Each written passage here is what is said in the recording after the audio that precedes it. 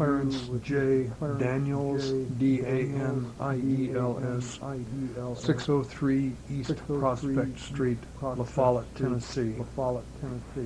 Interview by Dr. Charles W. Johnson, Department of History, University of Tennessee. Interview Wednesday, August 29th, 1984. You had to retire. You had to stay 30 years. Okay, so if they'd come in 1917, and stay. 27, yeah. Undoubtedly. I don't recall, but of course, Wainwright, Oh yeah, they. general officer. I'm sure some lesser officers. I remember one captain. Who was Spanish American War Navy. His name was Archer. He'd been in the Army in Spanish American War, and then got around Spanish American War veteran. I don't know if that's 44 years away, or at least Filipino insurrection. They went on to about 1923. And of course, the younger person, 30 years is a long time. For me, right now, 30 years it's not too far back. But we had Springfield rifles, and had the helmets just like a helmet. I don't remember where the helmets come out. They were the people who went into Guadalcanal and New Guinea in August, September of '42 had the new issue. But that was the first time I saw photographs. We didn't have any automatic weapons. We had one. We had one Garand. Remember the Garand? Automatic rifle. We had one of those in our company. It wasn't too good at jam every time you held it. Fly sergeant had it. But anyway, Yeah, I need to know for starters when you enlisted, when you joined the Army. I enlisted in February 41. And I went to New Jersey, basic training in Fort Knoxville. Signal. I don't know what it's still out connected for. Yeah. And went to the Philippines in July of 41. You remember Roosevelt's embargo mid-July 41? Yeah. Well, we were on going over when that happened. And we were on a steamship, one of the President lines. The government leased it or whatever. Still had the orchestra and all that stuff. And we put out a ship's newspaper and everything. We'd passed Hawaii. I don't know where we were at. We were between Hawaii and Philippines when that embargo was. For a night or two, they were dark and light. Figured there might be trouble. But when we got to Philippines, which was, I guess, either the last week of July, maybe the first day or so of August of 41, they were sending people home. Americans were. They were sending dependents home. Wives, children, that sort of thing. And of course, the coming war with Japan was a big topic. Everybody knew it. Everybody sensed it. But actually, we didn't have no problem. We figured we'd beat the hell out of them. Didn't quite turn out that way. You were in a radar. Radar unit. Yeah, we had 4 units, mobile units, and there was about 4 trucks at each unit. Each platoon had a unit, and then they had some in the worked in the office unit. And we were stationed at a place called Kent. I don't know what the Filipinos called that thing now. They renamed it. And right close to it, about 6-7 miles. It was pretty close to the mill. But real close to it, 6-7 miles.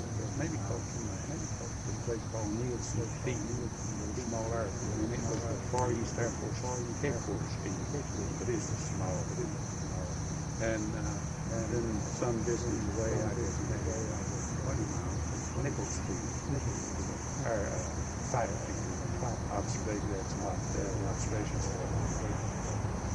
And Clark Field, toward the north, and near Clark Field, out on the South China Sea, right on the beach, almost, is a little airfield called Eagle Field.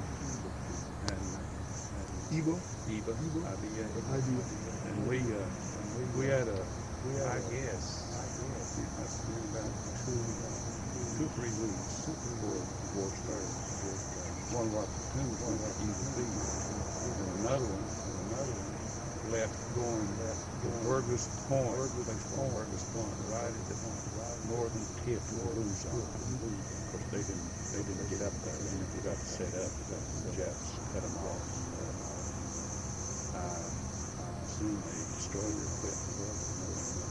Did they get out? They rambled around in Luzon for quite a while, even after they surrendered on the dam, and they brought some of them down to the army camp in time. But they must not surrendered until they got caught. I guess most of them just got over since they got caught. Maybe 4 to 3.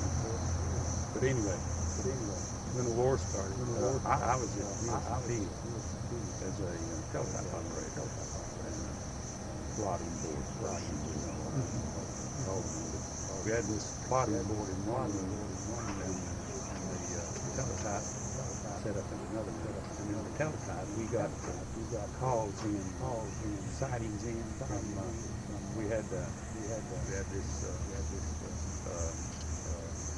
unit at Eagle Field, and one unit there near Manila, at Fort Wayne, Kansas.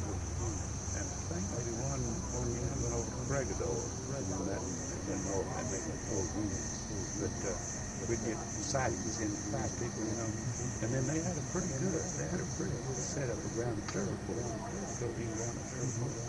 but it all came in on this teletype search machine.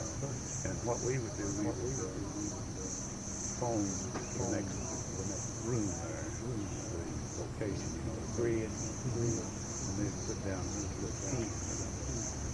And that's after the war started. We'd done some practice before the after the war started, we'd work on this teletype. And then maybe the next day, we'd have us in there on that plotting board putting on pin.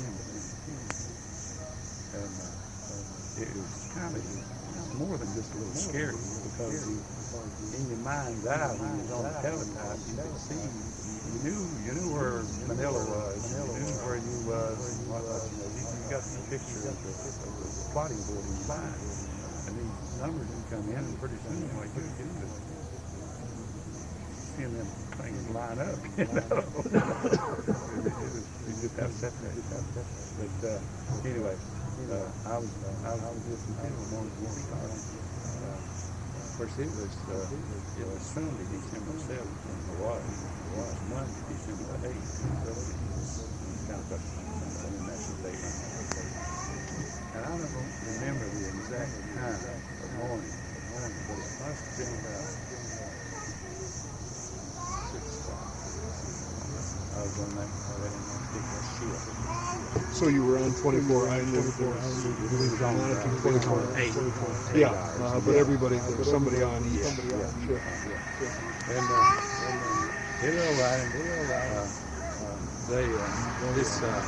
When the teletype had a real important message, it rung a bell.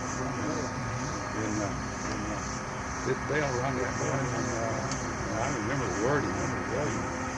Said to all posts and stations, the state of war exists between the United States and the Tennesseans, and it was signed Douglas MacArthur, General Commander. It was just like some kind of Civil War message to all posts and stations. Some clear type of terminology. come in on the telephone, and our corporal in charge of the squad, Paul,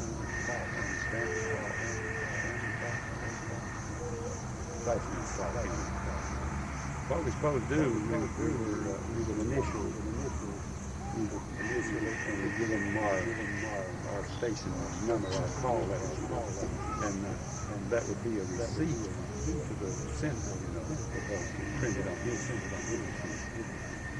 Anyway, they took out that paper out of the thing, we scuffed it, got a little bit shook up, and then the corporal filed it. We had a file with it. And I guess it got daylight. We were supposed to go back to Boulder and Kennedy, and nobody showed up. We were too heft up there too much. But anyway, after daylight, there's a bunch of officers, including Brereton? Yeah. Remember St. Lo? Remember where the bomb was on the wrong side of the road? St. Lo? He got blamed for that.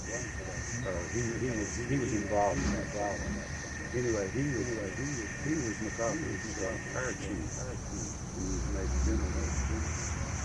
He come in and with a bunch of lesser breeds,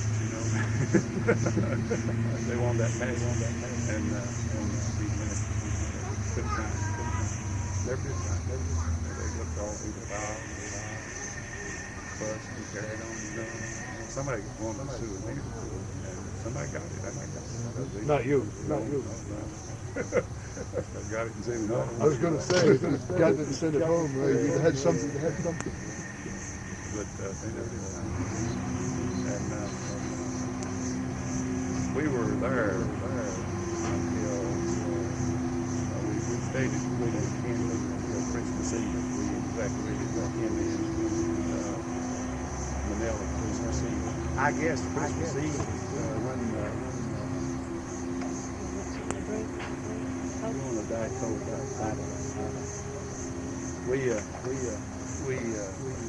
we evacuated Kennedy Christmas Eve. I guess Christmas Eve was when Southern tried to get there in Manila and Oklahoma City. Maybe. I don't know. Not around. I don't think that would be much attention to it. But we left William Kennedy and we went down to Manila on the boat dock. But anyway, backing up a bit. The first day of the war, the Japanese bombed Clark Field about 11 o'clock that morning. Yeah, there was no warning that was coming. The unit that was there. Yeah, it was there. It was the unit at even field. It was operational. And as I recall, read or heard, I don't know. Are you familiar with the writer John Toland? Oh, yeah. It may be in, I don't know whether it's one book he wrote, but not in Shame. Right. But I don't believe it's in that. I believe it's in Rising Sun. something like that. Rising Sun of the Pacific. Yeah, something like that. I think it's in that. Seems to me like he says that there was some atmospheric interference or something between radio that even in the radio Clark Field. There's a mountain in that. Clark didn't have a radar. Eva did. But what happened at Eva, we had, like I say, we had a platoon, and they just back then you could swing a radar beam around and hit a radio, a little old portable radio behind in the chart. And all the Japanese had to do is follow that, turn the radio on, turn on zero or a bomber or whatever, and just follow that radio. When they get that rattle again, that's all they do is follow that in. Apparently that's what they did, and they bombed Big Field. We had 6, I think, killed that first day. when you know the writer William Manchester. That last book, Farewell Darkness, Goodbye, Darkness. Goodbye Darkness, or whatever. He makes it sound like that they was illegal. They was a radar unit there with one operator. But that's not so. He says that the Japanese went in there and killed the lone radar operator in the field or something. But we had over 200, I guess over 400. And it's things like that that disturbs me. You got to be careful with Manchester, particularly. And then too, I remember reading somewhere around that it gave the impression that Wainwright people were pretty well clobbered on the pan, and what they did, they just crossed over to the Corregidor and held out for another month, just like it's waiting for a creek, you know. It was 3 miles out there on Corregidor, and Wainwright wasn't even on the pan when it rained. He was a great team player, heavy. But anyway, back to leaving Manila. We left Manila on Christmas Eve. Did you get the feeling at that point that things were coming apart pretty badly? Or? Yeah. Things wasn't going too well because we had seen less and less planes, American planes. Now that was another thing that was sort of like World War I as far as we were concerned. We didn't have planes. By the time we got on the we had very few planes. Had some, but they were, and you had P-40s. They made them and then they had some civilian planes and no booby traps. But anyway, we didn't have any hardly tanks. When the war started, they had one, in the Philippines they had one American infantry regiment, and it had never been in the States. It had been formed in the Philippines, I guess it's about 1970. Remember that problem they had over there in the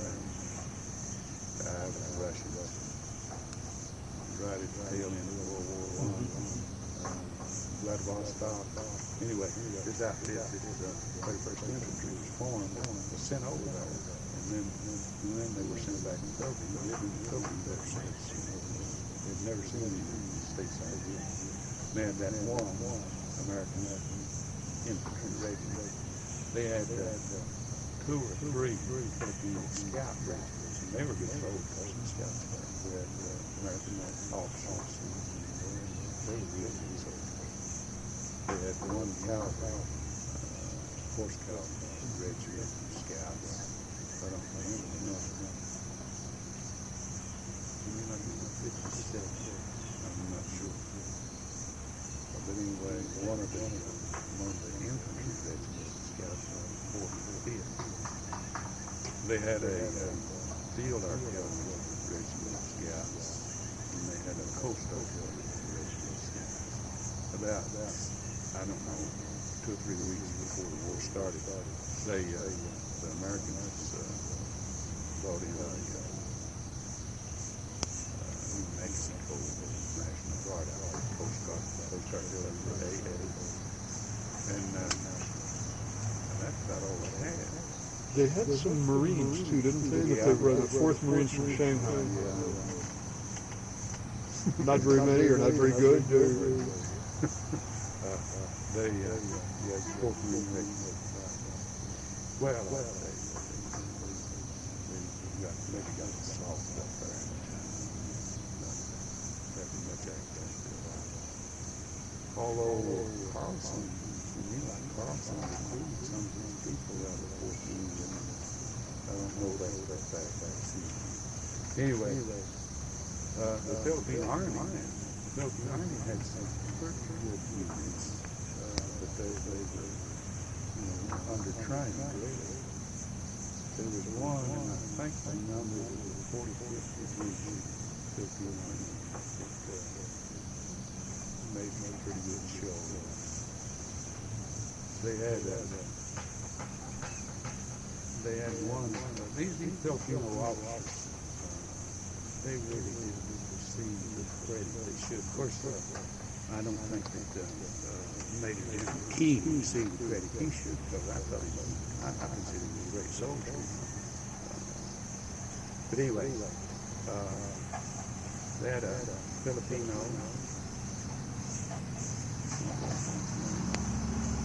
I remember a couple of Filipino generals I didn't know. There was one named Tintin, Mario Tintin, and one named Vicente Lee. He was part Chinese. And one of these was a graduate, and he'd been a major. He got up to be a major in the Filipino or an American Army. I don't know, maybe the summer before the war started when they made him the general in the Filipino division commander. So they were good soldiers. A lot of people, look down on them, Orientals, thinking of them. But they had the training to make good soldiers. It's that simple. But anyway, we went down to Manila on Christmas Eve. We crossed Manila Bay over Japan and Barbados. Now, a lot of the troops that had been sent north to Lingayen up there trying to stop the Japanese, they come back down to the land way through the top of the peninsula. But since we were right there close to Manila, we crossed the bay. And could you take much equipment with you, or? Of course, that's about all we had. They got a radar unit in there somewhere.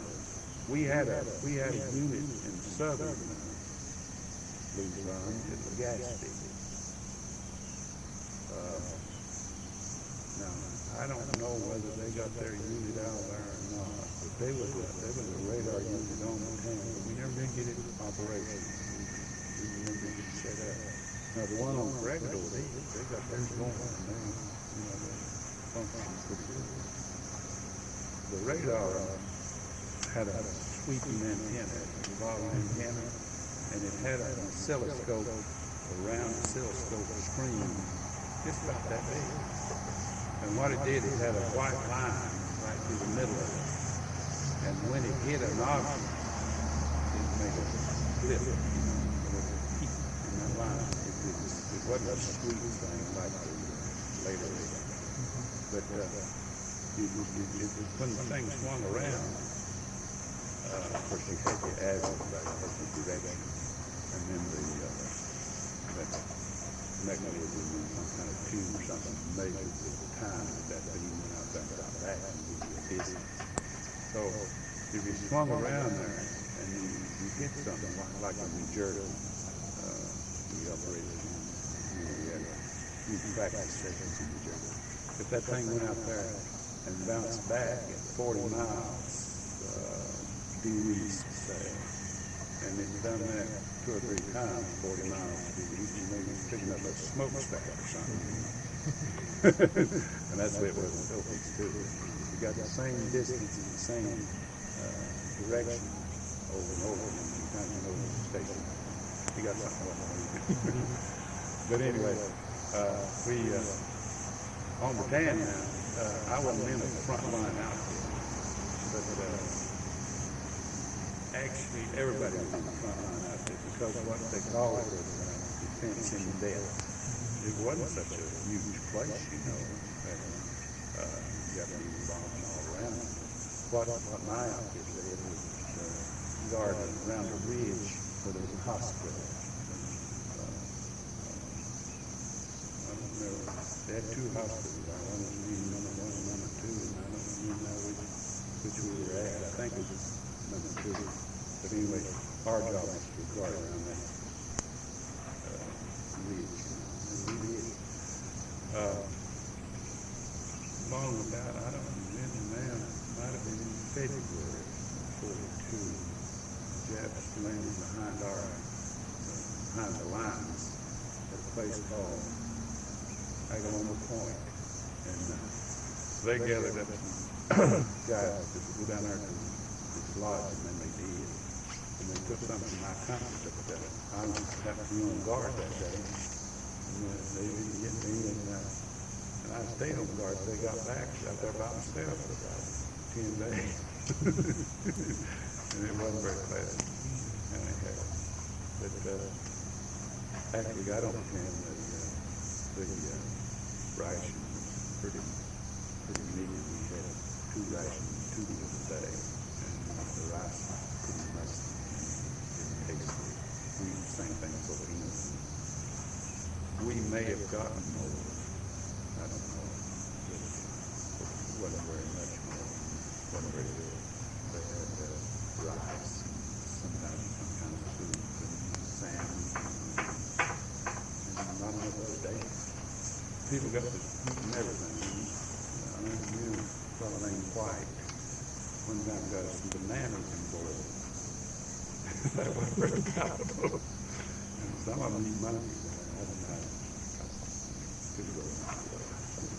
I didn't eat any very much. But we had one fellow killed on political in my company. And then when we surrendered, we had one fellow that tried to get away in a canoe, and he drowned. Tried to go over to Kansas or some other place, you know. Things turned over the ground. He had a steel pack on or something. We didn't lose anything in the game, except that, well, on the camp, we didn't lose anything in combat. Although we had that. We had 215 men when the war started, and we lost those 6, I guess it was, in Eagle, and that one man on Craig going out and got drowned. That was only 7 or 8, but when the war ended, we only had 60, and the rest of them either died or missing or drowned, whatever. But on the ground, we didn't have any casualties. What was your first impression of the Japanese when you saw them after troops surrendered? Well, we actually, all during the war, before the war, and when we surrendered, and during the war and everything, the attitude we had to them, because we were real careful not to let see it, was so contempt. We thought they were inferior, and they thought they were inferior too, or they wouldn't have done the things they did. You can't explain. See, when the Americans surrendered on Japan, there was about 10,000 Americans left in Japan, and 4 of them got killed and became death march, 2,500. And there wasn't no need for it. I mean, the only way I can even think that they just felt inferior. The Japanese did. So they banned people without any reason, stuff like that. They just felt inferior, I'm sure. Were the Americans generally in pretty bad physical shape by that time? Yeah, they were. Yeah, a lot of times they were in dysentery. But see, they started when you get this type of information from this, they started their offensive, I guess, their last offensive, I guess it was on Good Friday in 1942, April 1st or something. But anyway, they broke the line, and then the king, Major General King, was able to reestablish the line. He helped without radio, you know, and he just held together with runners and just make do, and he lost most of his artillery. The artillery was the best arm they had on the tank. It was the best feature. And King had been in charge of the artillery until Wainwright went to Corregidor and McCarthy went to Australia. King was in charge of the artillery. But The weird thing about it is that Major General King didn't surrender to the 10th Force. The only person he surrendered was himself, the Japanese Navy. He wanted to go through a formal surrender, and make arrangements and transport these people out of here and whatnot. They wouldn't stand for that. They just, when he went to, must have been Lamar. There was a schoolhouse at Lamar. I think that's where he surrendered. I'm not sure about that. And he took a couple of officers with him. And he didn't see Homer, talked to Conway. And they just loaded these Americans up in a truck and went on to a field ready camp. And they didn't work out no arrangements. And the company I was in, about 2 weeks before the surrender, they come around and wanted some people to brush up on their radio, Morse code. So there was about 6 of us, I guess. We went down to another signal company. We were above on one side of the road up on the ridge at a little place called Little Baggy. And then we went down across the road and down in the woods there, this other place. And this company down there had set up wooden tables with keys on each side of it, and they had an officer up front, he'd sit down there and practice try to. But by that time they were bombing. It's much running there you couldn't concentrate. Somebody see a Filipino running through the woods, everybody start running. But anyway, we were down there when that company, when the surrender came, and they came down there, these Japanese soldiers, and they were looking for watchers.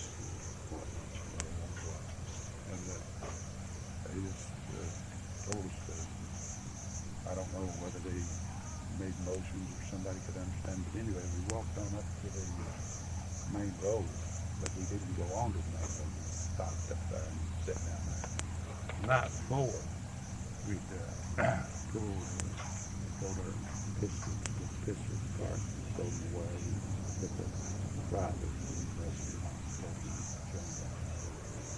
So you knew the surrender was coming. And above the road up there, they had some bodegas, some warehouses, ammunition warehouses, Americans did, and they blew them up.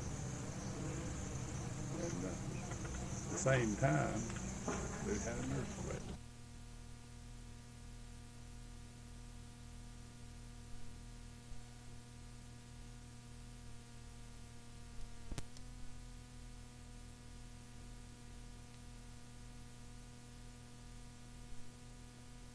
This is an interview, August 29th, 1984.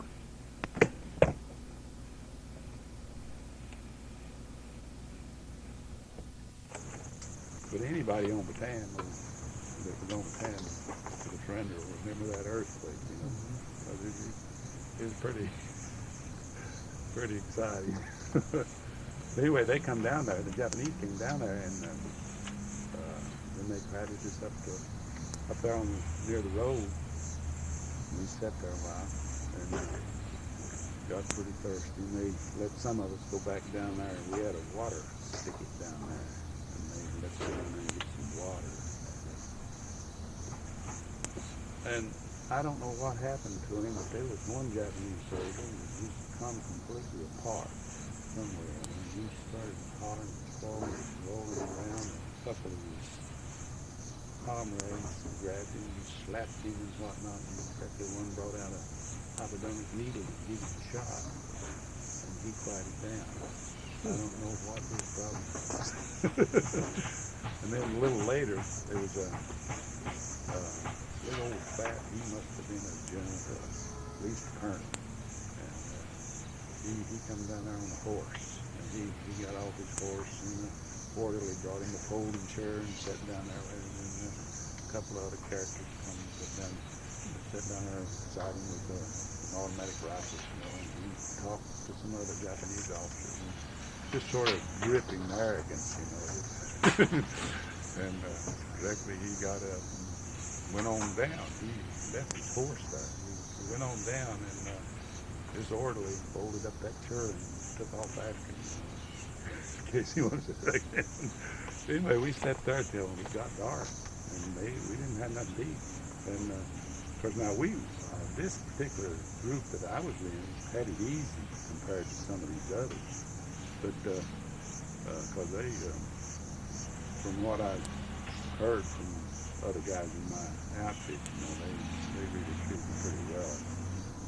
But we sat there, and then it got dark, and there was some Japanese.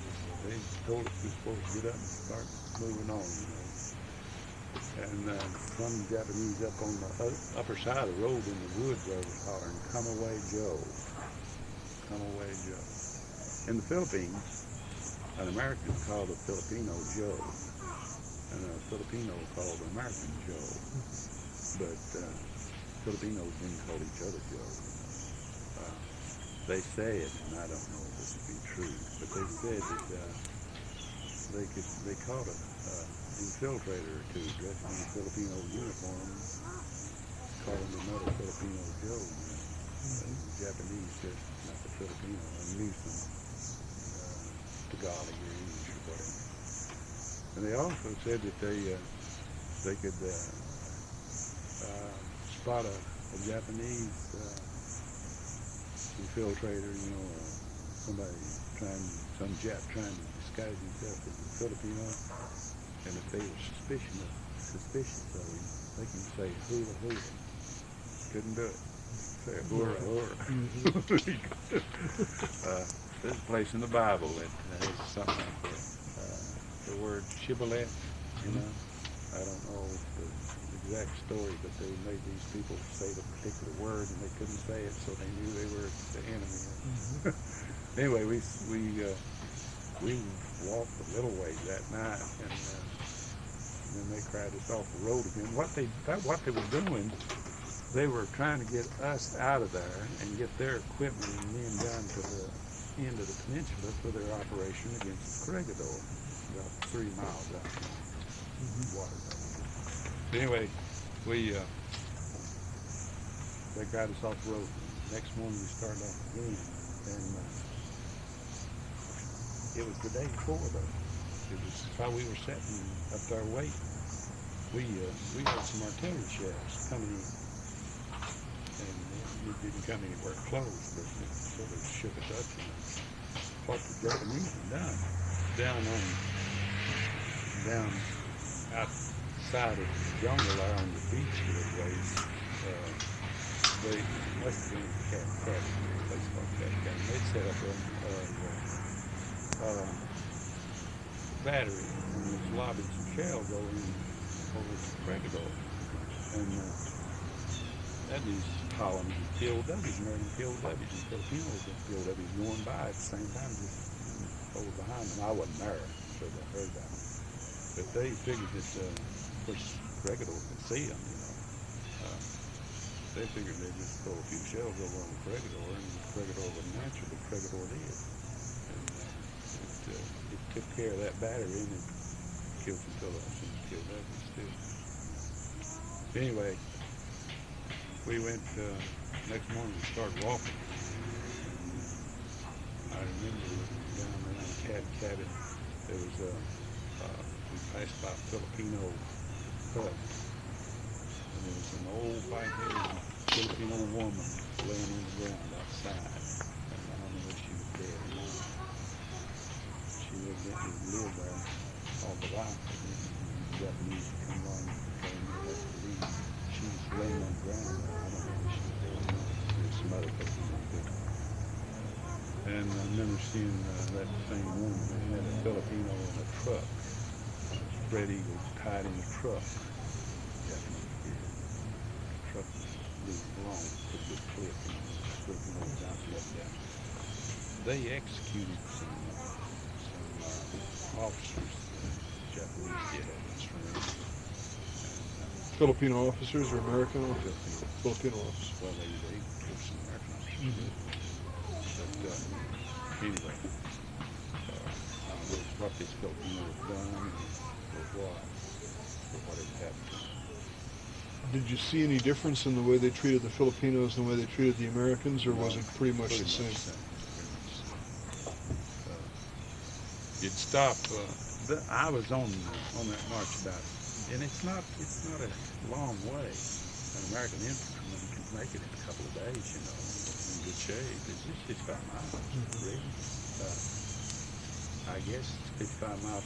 See the road run from Marveli around the peninsula up to San Fernando. But from Marveli up to San Fernando, it's just about 55 miles. It wasn't long. But what compounded the situation was that they didn't give us nothing to eat and nothing to drink, no water. And most of the Americans and Filipinos too were already run down from low rations for about 5 months there, and they had dysentery and they had malaria. And that, if you couldn't keep up, well, they bandaged, you know. If you stopped at after you got out of the pan a little ways into the next province, whatever it was, they were more or less established towns, and you could. They had water spigots and things, but they didn't let you stop. Some of them would. They'd let you stop to the canteens, but if you got too big a crowd around the water spigot, well, they'd come with their bayonets, you know. It's kind of a risky type thing. I was on there about 6 days that year, and they just crowded us off to let their people come by, and they were quit. Did the Filipinos try to give you food? Yeah, or? Yeah, they did. After we got to their towns, you know. Of course, on the town, most of the towns were gone, you know. They were, people had left them. On the town, Boris friend, I don't know when it was. It must have been in January, February. They wanted to detail a bunch of people from our outfit to go up near the front lines to a town that had been evacuated, a little barrio or something, to get some tin, some corrugated tin to build some sheds. And, you know, on the town, the Americans set up machine shops. One thing, you know, but of course they had to have some covering. They had to have sheds for what supplies they had, you know. They wanted people to go up there and get some of this tin, corrugated tin over the Filipino houses. I went up there in a truck with, I don't know, about 5 or 6 of them. And we went up there, and the town wasn't very big, and it was empty. And I remember seeing some kids' homework on a tablet on the street there, you know, Old Dirt Street. And I found a print shop. There had been a print shop in that town, which interested me because I was a printer before I went. And it was the only place I ever saw an artillery shell in motion. We was coming back, and we heard this boom over there, and the guy driving the truck, he got off the side there, and some trees there, and waited a few minutes. And over there, somewhere over there was a gun shooting this way. And if you watch real careful, you could see some sunlight on that shell. You could glimpse of it. It was weird. You could hear that gun go off, and you could see that specks of flashing through the air. The only time I ever saw that. Of course, I've seen bombs fall. But that's the only time I ever saw an artillery shell in motion. The light was just right, you know. But anyway, back to the march. There was a fellow I knew graduating high school named George Smith. And he went to the Philippines before I did. And I knew he was over there. He was in the 2nd Observation Squadron at Nichols Field. And the afternoon we left Manila, I saw him on the docks down there at Manila, and he had a shotgun. Didn't have no rifle. They'd run out of rifles and stuff. We just clicked him with a shot. And we sat there and talked until we had to leave. And I didn't see him anymore until I grew up with him. I went to grade school, first grade on through high school. We played together. He didn't live no farther from here to that house down there from me when I was in kids. Then I ran into him on the march out, and he had a bottle that he'd rigged up some string around it for a canteen, the old brown bottle. And they didn't have a canteen. And then I got separated from him somehow. And one night when we were together, they crowded us off into a field, and somebody said they'd found some turnips.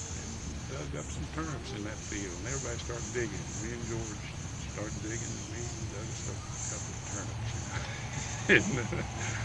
And it's an awful stench there where we were waiting. Next morning, someone was a soldier of some kind. It's decomposed, you can tell what it was. And anyway, they fed us, I think my group, me, I got about one meal out of 6 days. But I run across a fuel pack. Somebody dropped a fuel pack beside the road. I picked it up and carried it, and rambled through it, and found some limes. About 6 limes in there. And them come in handy. And not far from that fuel pack, I never saw anybody killed, but I saw them after they were killed, laying there. And a little ways beyond where I got that fuel pack, there was a Filipino laying there that had been detonated in his stomach, undoubtedly because he had a great big red flies all over his stomach, and his whole stomach. He's dead. And the weirdest thing, I joined the Army with a fellow named Bill Duncan over in Roanoke. He was from Troutdale. We joined the Army together and was in the same company and everything. We went to the Philippines together. Pretty good acquaintances, pretty good friends. And shared stuff on tan. One time we got a hold of some dates, some candied dates. I'd like to kill them. About diarrhea. Anyway,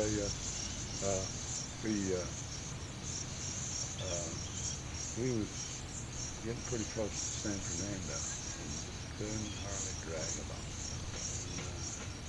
And, a Japanese officer come by in a car and gave us a ride. In the back seat with him, he had a chauffeur. He had his sword laying on. Duncan tried to talk to him, and he evidently didn't know any English. Any idea why he just a decent guy? Just a decent person, evidently. I guess he gave us about a 10-mile ride. Makes a difference. It did at that time. It did. Yeah, because your feet was all swollen, you didn't dare take your shoes off. If you took your shoes off and they carried you off to rest a while, and you went to sleep, somebody steal your shoes, Anyway, we finally got to San Fernando, and they give us another meal. And what they did, they had these Filipinos cooking in Filipino Army equipment, kitchen equipment. It consisted of a great big huge iron pot that they cooked rice in. And they had this pot full of rice there that they cooked, and they was cooking another pot over there somewhere, stirring it with a shovel, I remember. And it was real gummy stuff. It was just sort of like wallpaper paste, but it's good. And they'd throw a handful of old rock salt on it, and that's what helped, the salt, because the lack of salt killed a lot of people. After we got to Camp O'Donnell, the first camp we were in, the guys come in there with clothes with streaked with salt, and they would die. Just dehydrated, salt.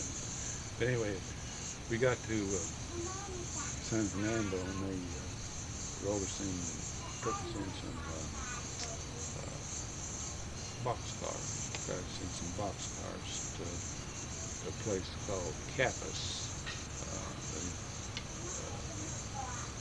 And at Cappus, they cried in the boxcar and shut the door. And it was stopping there. I don't remember how long that trip was in the boxcars. But we got to Cappus and got off, and we were sitting alongside the railroad track, and there was some Filipino woman. She might have been a mestizo, half, but she was apparently an aristocratic type person. But she come along, and she was well dressed, and she had a high collar on, about like a gay 90s thing, and she had a servant with her, a Filipino servant with a basket, and he was handing out cookies to the people, and she just ignored them Japanese. She just paid attention to them. Anyway, we walked, it must have been about 7 miles further to a place called O'Donnell. Camp O'Donnell was a former Philippine Army camp, and there was kind of a hill, and then there was a sort of indentation of sort of a, sloping ground. These Filipino barracks was over that. They were made out of nipa, thatch, and that kind of thing. And on this hill there, they had this character making this welcome speech, this Japanese, and he told us that we were not prisoners of war, we were captives, and that I remember a lot of it. He said quite a few things, but one thing he said was that by the grace of God and the permission of the Emperor, we were still alive.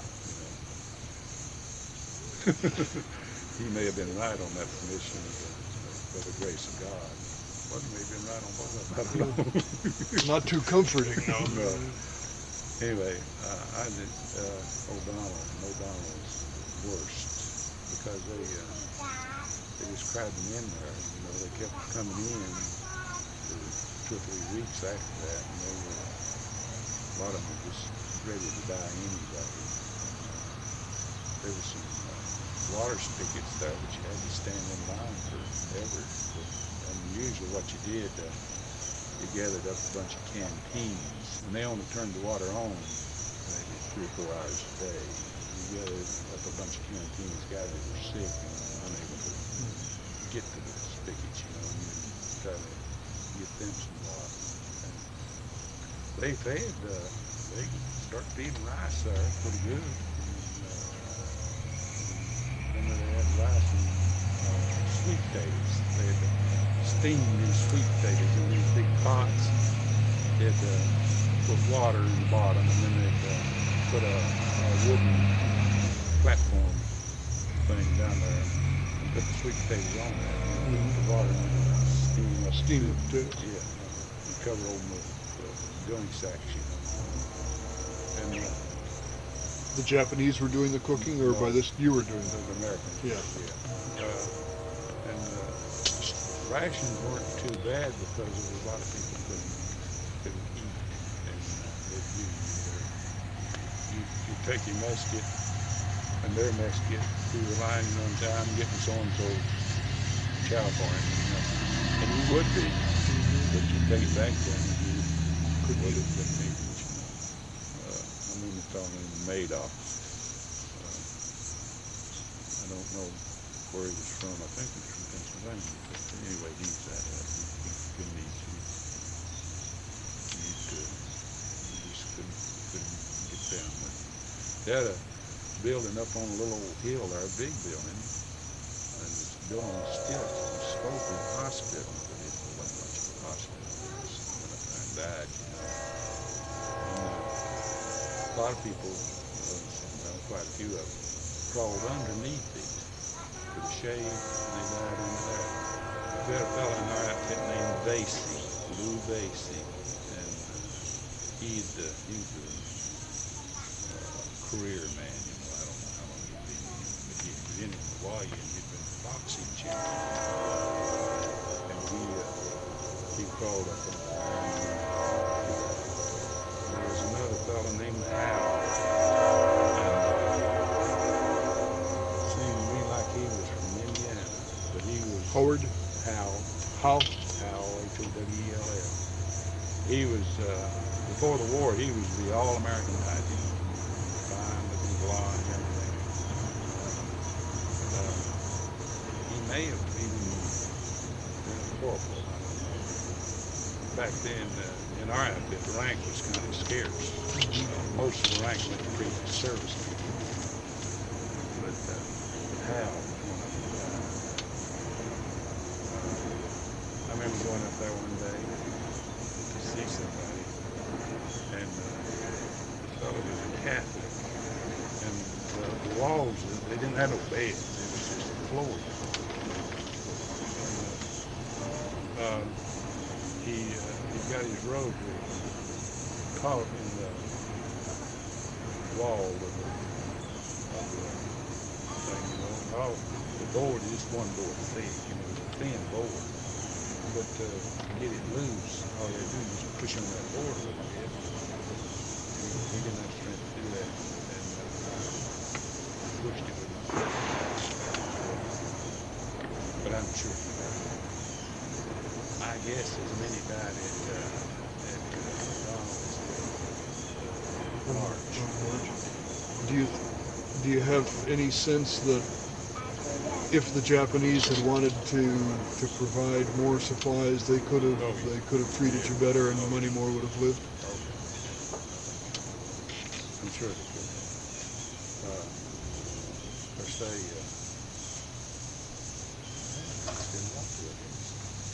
I'm sure they could have. They could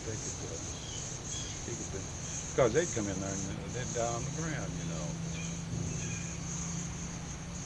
I remember one fellow in our outfit that they'd come in there and his clothes was all streaked with salts, you know, and he died that night that he got them.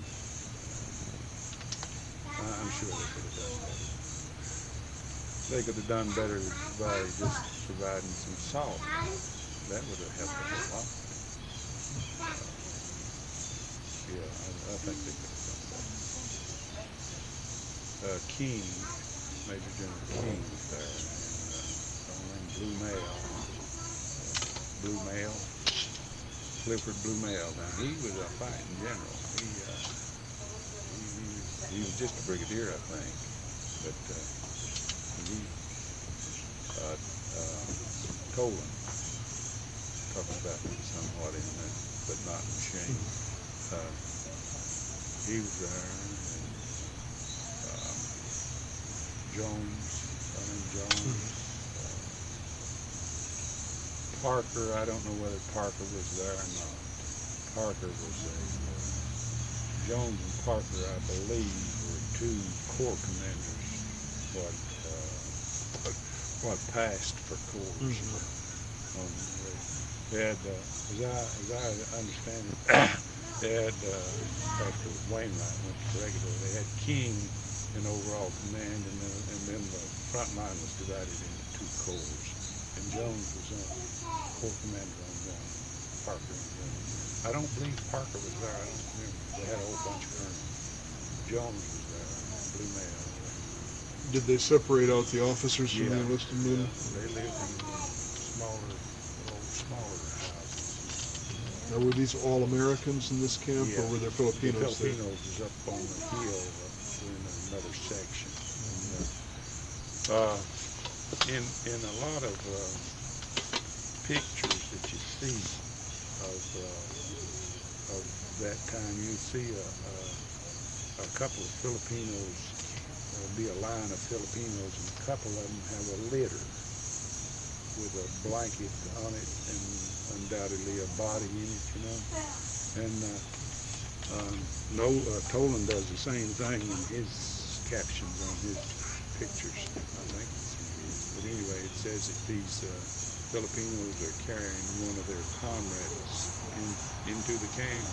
That's wrong. They're carrying him out. He's dead. It's a burial detail. That's what it is. But anyway, they died a lot worse than we did. totally Mexican. They were treated worse than the Americans, you think? Evidently, Just weaker generally? yeah, and they weren't quite sanitary. They on the march out, well, they didn't drink out of any old water hole. You know, evidently just didn't know. Anyway, we were there at O'Donnell for about 6 weeks, I guess, and then they moved us to another place called Cabanatuan. It was in central Luzon. Batawan? Cabanatuan. Cabanatuan. Cabanatuan.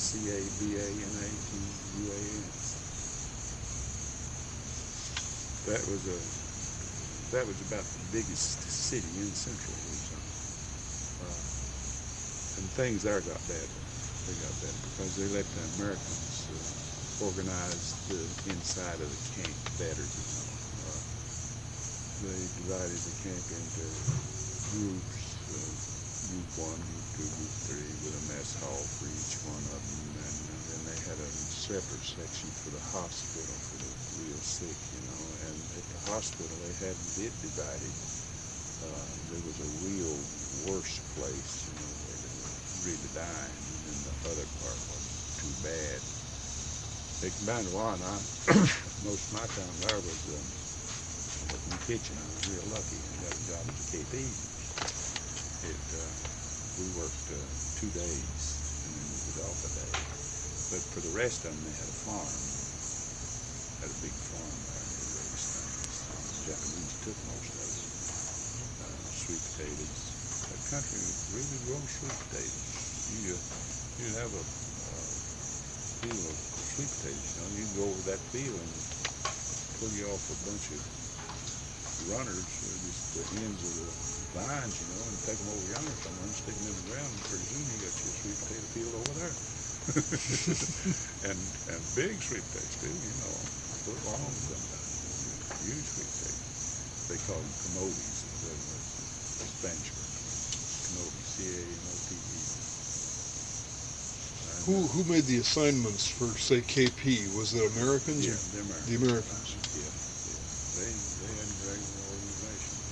At O'Donnell, you know, it was just all mixed up. There was no organization.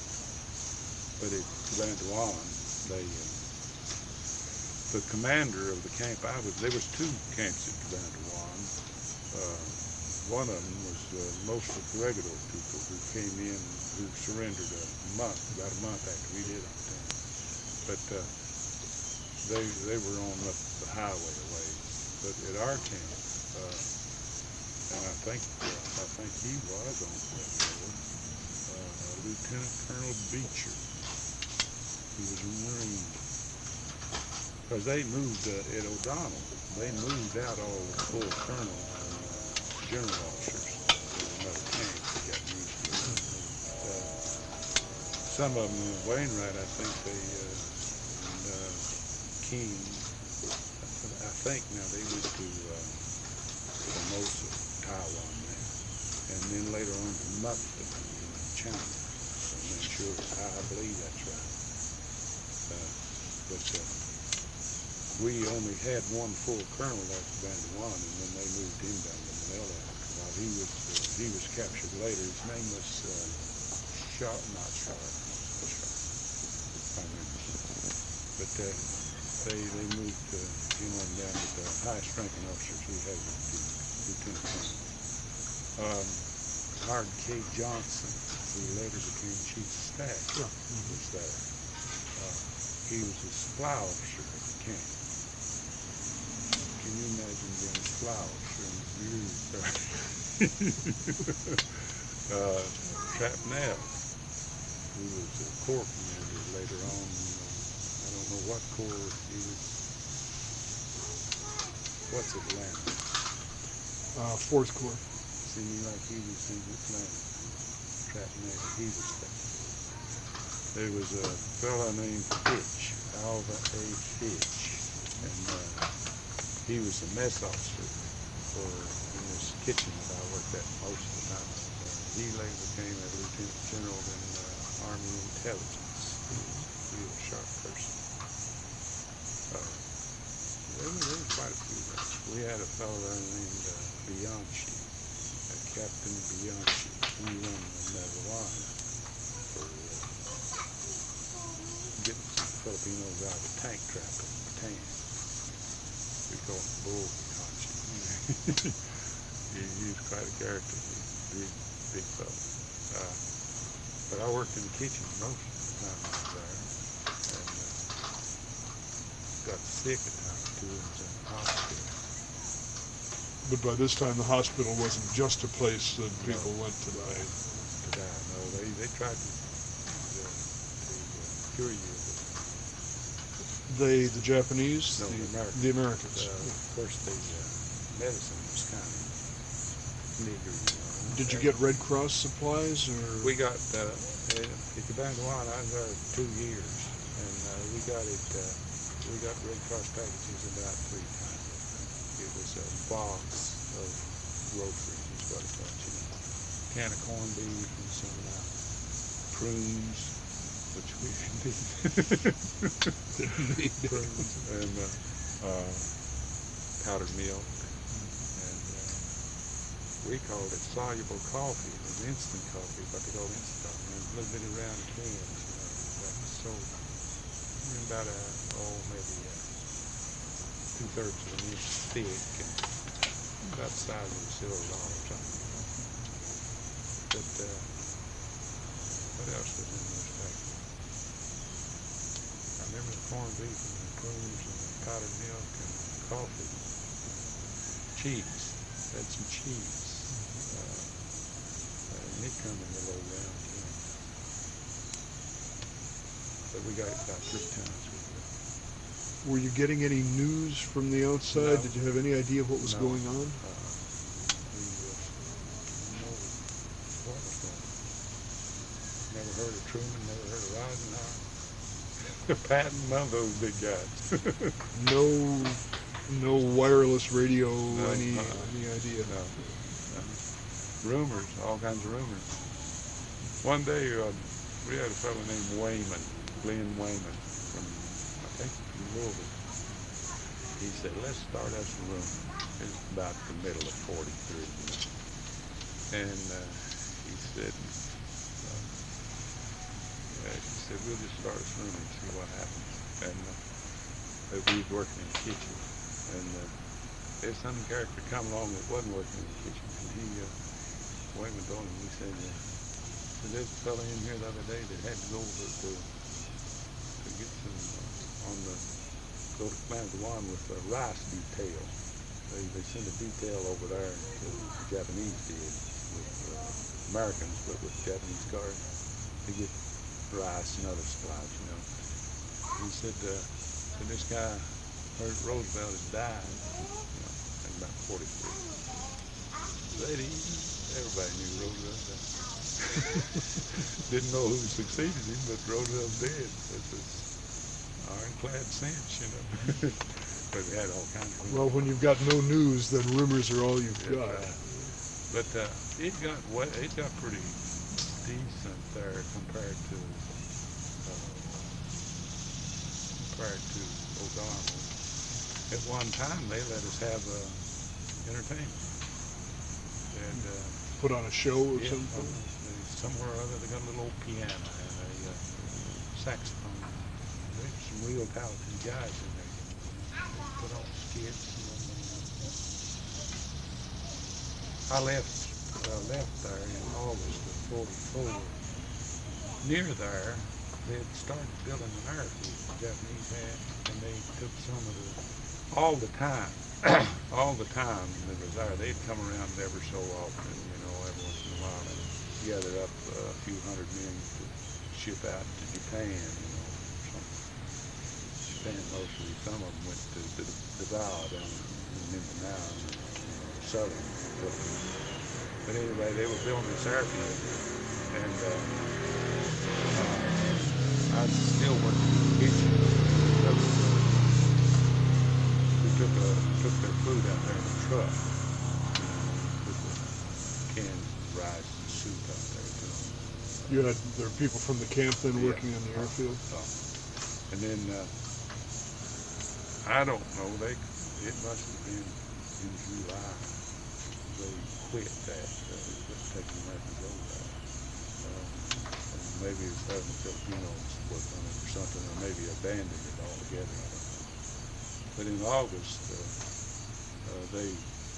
and I was real lucky because they gathered up about 1,200 men there. And by that time, the population was getting kind of low. I don't know what it was, but they gathered up about 1,200 men to go to Japan.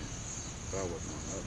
But a couple of friends of mine were, and I was getting kind of restless, so I volunteered to go. It sounds kind of stupid now. But and I went, and we went down to Manila. They had already gone, the main body had gone, but they'd come back up and they said some of these guys, a few of these guys had gotten sick, you know, they needed a few more.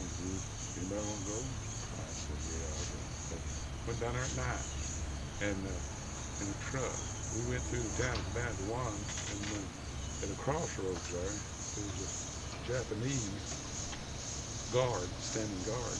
He's building a fire. He's got one of these big old pots that they cook rice in and propped it up with a stick over that fire, you know. So if he had any problems with somebody yelling about being blackout or something, evidently there was a blackout in the force. We hadn't seen no American planes, but if there was, right, he could kick that stick out and cover his fire. Now that the word curfew, that's what it means, cover the fire, you know, it's French derivation, and it means cover the fire. Now he was practicing that curfew situation. Anyway, we went down to Bilibid. There's an old Spanish prison in Manila, and we were there for 3 or 4 days, and then went on a Japanese freighter to Japan. Were you told what you would be doing in Japan, No. just in another camp, or? No, we just went to Japan. And actually, on the way, the name of the ship was Noto Maru. Noto? Noto Maru. And that thing got sunk at the battle for Lady Gulf. Later, you know, that was in August, and Lady was in October, wasn't it? The reason to say I was lucky was because after that, these Japanese freighters that was taking POWs to Japan, they were sinking in like lead. We had a submarine scare. They dropped some depth charges on us. Those whistles stomped around them. They grabbed us down in the hole, and we stepped our, our knees in somebody else's back all the time. I guess it must have been 5 or 6 days. We went in a convoy. There was a pretty good sized Japanese liner of some kind. They let us up on deck a couple of times. And we had a great old big wooden pot in the middle of the roof there for the toilet, you know, and they'd have to hoist that thing up out. I never really got to get on that detail. But anyway, we went to Japan, and we got up there around the 1st of September, and I was there a year because I left. I come back down to Tokyo on the 6th of September in 45. Okay. Where were you before that? At a camp in western Honshu on the coast. It was a little place called Omachi. It was near a bigger town of Takioka. It was on the bay, almost on the bay of Toyama. Now Omachi, we worked at a steel mill. You worked in the steel mill? Steel mill. And it was pretty rough because they'd done the same thing. It was counterproductive, it seemed to me like. They'd work 5 days on a day shift, and then be off for 18 hours, and then go on the night shift and work 18 hours, and be on the night shift for 5 days. Now, it just kept you sleeping schedule all tore up, and they done it the same way. Japanese. Did they feed you any better? Yeah, it was pretty good food. Yeah, it was about what they done, and it was a good camp because they built it. They built it just before we got there. New construction, and we ate pretty good. We didn't get fat, but we ate what they did. And the steel mill was an old type thing. Well, it was old compared to our standards. It wasn't a steel mill, it was a magnesium mill. So they processed magnesium, and then they took the magnesium on over to another plant to mix in the process of manufacturing steel. What they had was great old big carbons, huge carbon columns hanging down into a pit, brick-lined pit, and they'd pile ore around these carbons and send electricity around these carbon columns, and that would melt this ore, you know. And they had down at the bottom, that was on one level, and then down at the bottom they had a place where they poked a hole in it and let it pour out into slabs, you know. And then when it poured out into slabs, they'd come along after a few minutes and throw an iron rod in there, and then after it really got hard, these pits were lined with sand, and they'd come on with a crane and wrap a chain around that iron rod and lift that slab up and take it out to the center of the floor and break it apart with a sledgehammer. And then you had women work of those that would rake through there and get the cinders and whatnot out and get the good stuff, you know. They took it away from it. Did you do a variety of jobs in the steel mill, or just one? Just mostly. What you had to do was shovel this ore up there, and then it happened when they poured it, you know. It's hot work.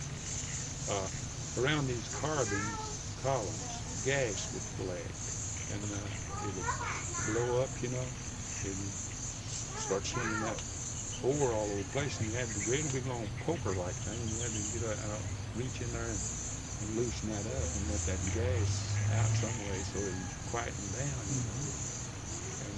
And it was hard work because it was 12 hours, but it was not actually 12 hours because it was so hot up there on this furnace line. You only stay about an hour, and they divided us into not only a day and a night shift, but on each shift they divided you into two groups. One group would work on the furnace line an hour, while the other group was resting. Had to do that. Were you seeing any American planes by this time coming over? Or? No. Your steel plant wasn't bombed or anything? No. It was on the western coast of Honshu, and it's not like Tokyo, you know, down in that part of the country. But we did, long about the middle of November, I guess it was. We got there in September, and it was either, I guess, November. There was 150 of us. See, they broke this big detail up into, they sent some to steel mills, some to coal mines, some to docks in different places. But they only sent 150 of us up there to Omachi. But long about December or November, I don't know which, they brought 150 Englishmen in there. And they had been captured or surrendered at Hong Kong before we did. And they had a fellow in there, and his name was Third, Tommy Third, and he could read this Japanese writing. I don't know where he got it or whatever. And they'd find scraps of newspapers, you know, people find scraps of newspapers laying around the planet, and they'd take it to Tommy Third, and he'd translate it. And most of the time it wouldn't work. But we had a lieutenant, first lieutenant named Sense, who was the camp commander. He was from the Philippines. He was, well, he was from California, but he was in the Coast Guard in the Philippines. He was on Fort Frank, one of those little fortified islands in Manila Bay. And he was the camp commander for, I guess, maybe up until January. And then they brought in a Navy lieutenant commander, I believe it was, and he outranked since. But he also knew a little more geography than sense did. No sense wasn't stupid or anything, but anyway, this fella, somebody found a scrap of paper and give it to Tommy III, and I must have been,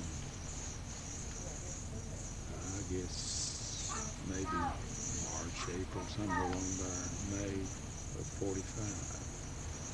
And it had some references to Okinawa. And this Navy man, he knew where Okinawa was. And, but that pepped us up somewhat, you know. And then I guess must have been about the middle of July, they had some early alarms. We still hadn't seen the planes. And then one night,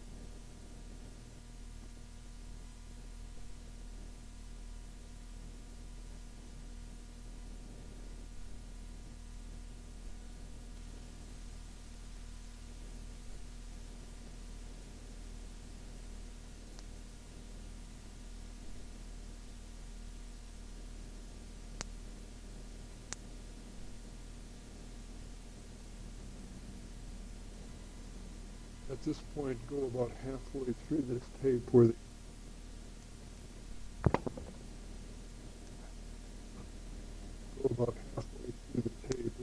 interview picks up again. go about halfway through the tape where the interview picks up again.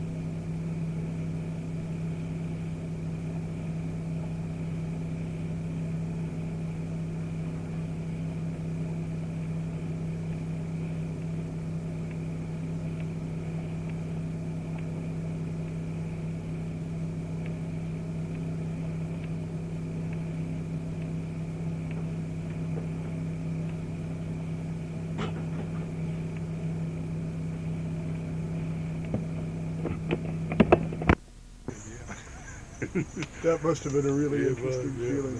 I thought, now if you had a shovel, if Jeff had a shovel, he's been, and I called him Dommy, and being stupid, told him to hurry up, but he just kept that on working. And I was going to shoot him, or hit him with that rifle. And directly this guy come back, and I told him, I said, that son of a bitch didn't do anything. He just kept running and working, But I'd shot him if he'd done anything. And he said, you wouldn't shot him with that. And he ain't got the bullet in.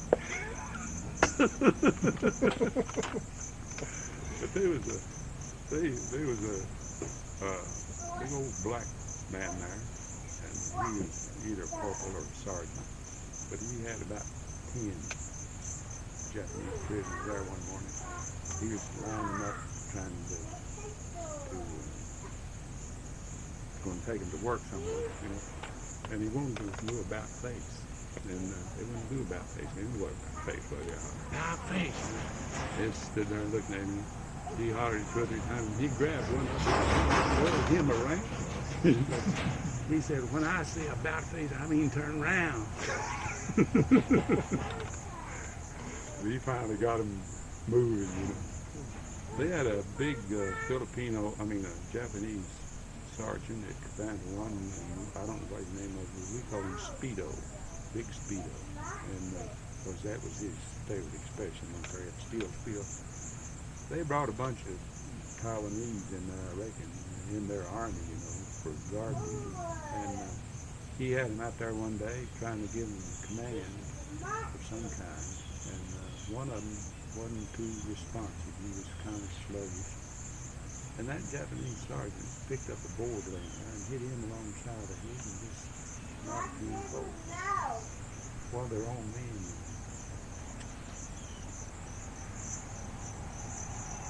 Well, I don't know. If they treated their own people like that,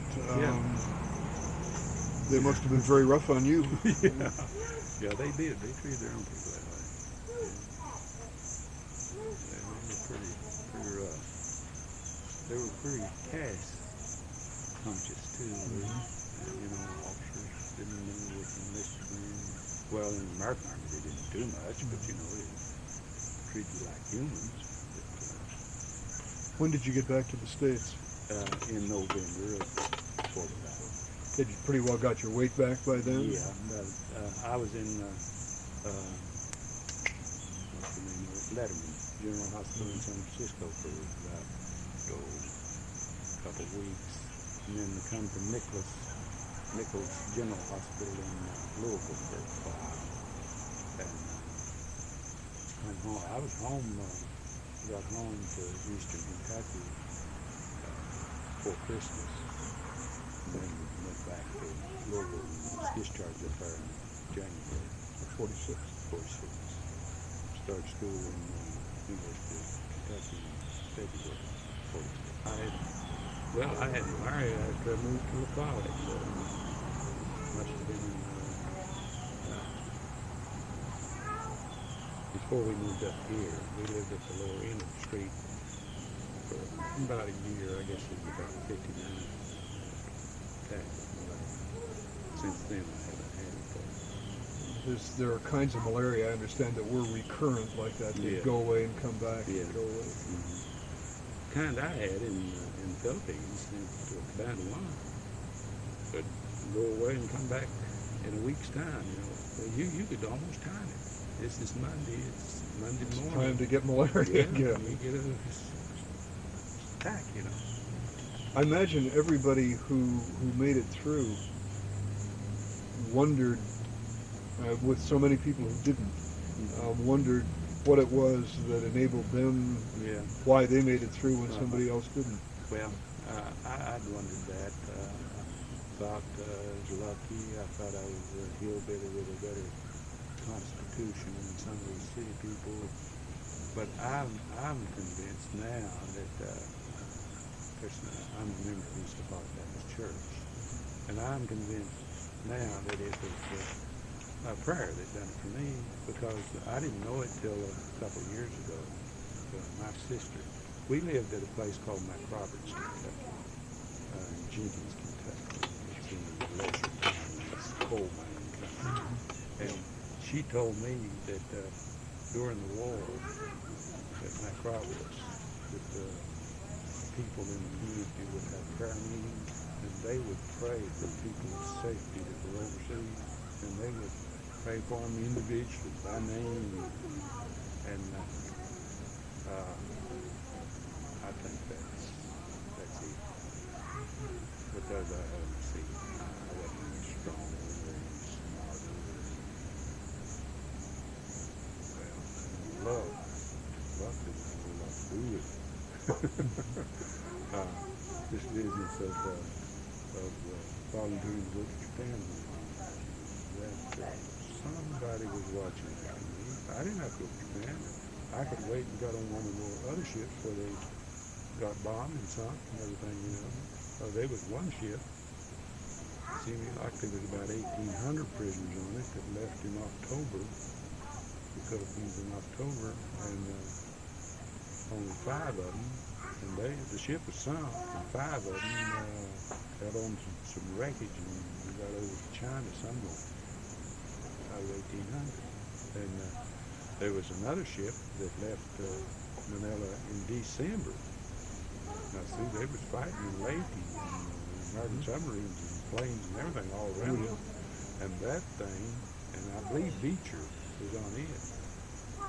They left in December, and it got sunk. They got them all before they left the Philippines. They got the surviving prisoners off and got them on another ship and got them to Formosa, and they got bombed up there again. And then by the time they got to Japan, it was the dead of winter, and they were dying on the ship. You know, and very few of them actually got ashore. And so I believe someone was watching that.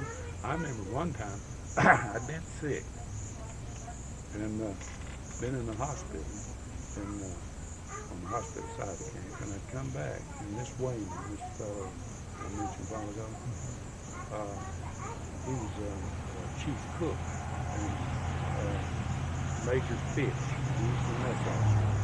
And I'd come back. I didn't want to stay over there. I wanted to get back on the well side. And they said, well, if you want to go, we'll let you go. And I went back over there. And I worked on the farm a while, about a week. And it was pretty weak. And they had a job at the kitchen of keeping the fire going all night.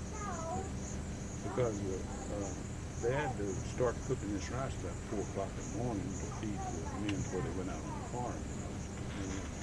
And the major gave me a job watching this fire. All I had to do was keep it from going out, and then about 3 or 4 o'clock, they had a bell system. They had a piece of a railroad rail that rang, you know, maybe bells, 2 bells, 4 bells, all that. And long about 4 o'clock in the morning, I was supposed to build a fire up to get the fire going good, so that when cooks come down there, they'd do it, they'd be able to work. But one day they got in a couple sacks of brown sugar, splash, you know. What they did with the brown sugar, they melted it down into syrup-like thing and put starch in it and made a sort of a gelatin-like pudding out of it. We call it pudding. It's sweet starch stuff. Anyway, they got this couple sacks of sugar, and that major, he kept an eye on all them kitchen personnel when they'd steal that sugar. And Wayman, when I was went down there after supper, when they was leaving, Wayman told me, he said, he'd help me, he'd give me some quinine and one thing. And he said, sometimes when I think you change, you give me a couple of brown sugar right down there, you know, to get fire explode, shack. And I did. During the night, I got a couple of candy, got brown sugar, put down there. And on the way back, coming up the path was a Japanese patrol. That flashlight, about 3 of them. They had masks on their faces. And they had these flashlights. They decided to walked through the camp that night, that morning, about 3 o'clock in the morning. What if they'd been up 3 or 4 minutes earlier? You stealing that brown sugar. One time we had and the major wasn't too alert about it. So they got in some brown sugar, and these guys were stealing that. That was at a different time. But anyway, they'd steal a couple of sugar pieces, and they would trade for cigarettes and whatever.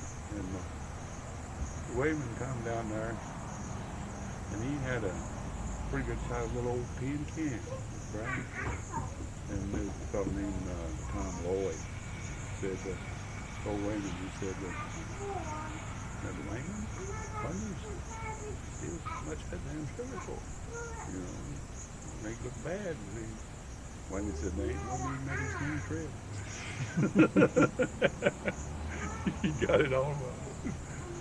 I imagine you had a pretty strong dislike for Japanese for quite a long time. Even unto this day. Even unto this day. Yeah. I wouldn't buy a Japanese car.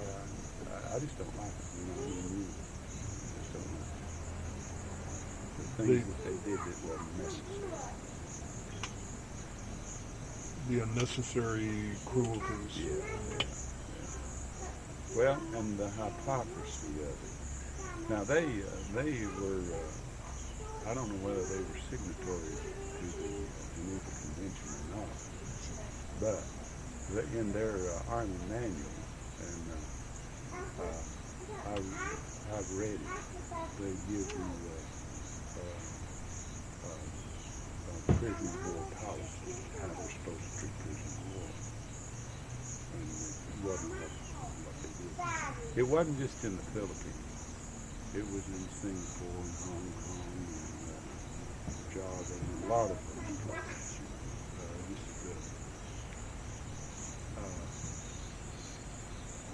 And I don't think that they changed a whole lot. They're pretty shrewd, taking advantage.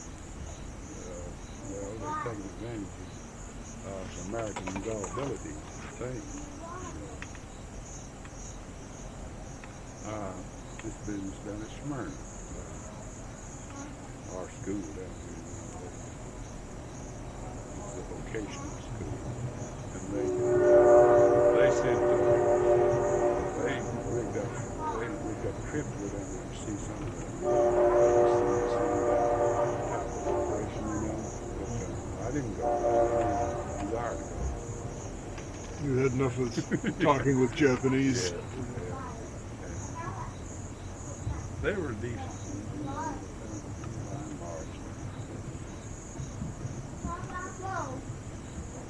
Well, I thank you very much. I appreciate you taking the time.